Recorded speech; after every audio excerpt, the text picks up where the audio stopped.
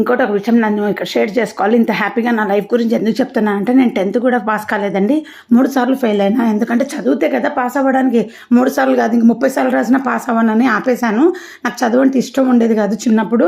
So ఎవరైనా చదవకుంటే వాళ్ళని insult చేయకండి. ప్రతి ఒక్కరికి భగవంతుడు ఒక లైఫ్ ఇచ్చింటాడు ఏదో ఒక దాంట్లో. ఇప్పుడు నన్ను ఎవరు కూడా నేను చదవలేదంటే నమ్మరు. నన్ను చూస్తేనే నువ్వు డిగ్రీ చదివావా అని అడుగుతారు, లేదా టీచర్ జాబ్ చేస్తున్నావా అని అడిగేవాళ్ళు ఎక్కడైనా కనిపిస్తే. అంటే నా ఫేస్ రీడింగ్ చూస్తారో మరి నా స్టైల్ వాళ్ళకి అలా అనిపిస్తా తెలియదు. టీచర్ జాబ్కి నాకు ఎక్కడైనా మ్యాచ్ అవుతుంది. ఎప్పుడు నవ్వుకుంటుంటా పిల్లలకు చెప్పుకొని. ఎప్పుడు కూడా చదువుకొని పిల్లలను ఇన్సల్ట్ చేయకండి. మీకు వీలైతే నేను నా 10th క్లాస్ స్టోరీ అనేది వ్లాగ్ చేశాను, అది చూడండి. అసలు అది చూస్తే మీకు కొంచెమన్నా చదువుకొని వాళ్ళని ఇన్సల్ట్ చేయొద్దండి, అంతే.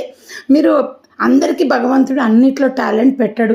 ఇంట్రెస్ట్ లేక ఎవరు చదవరు, కానీ ఇంట్రెస్ట్ పెడితే ఎవరైనా ఏదైనా సాధిస్తారు. ఇప్పుడు వంటలు కూడా మీకు ఇంట్రెస్ట్ ఉంటే బ్రహ్మాండంగా చేయొచ్చు.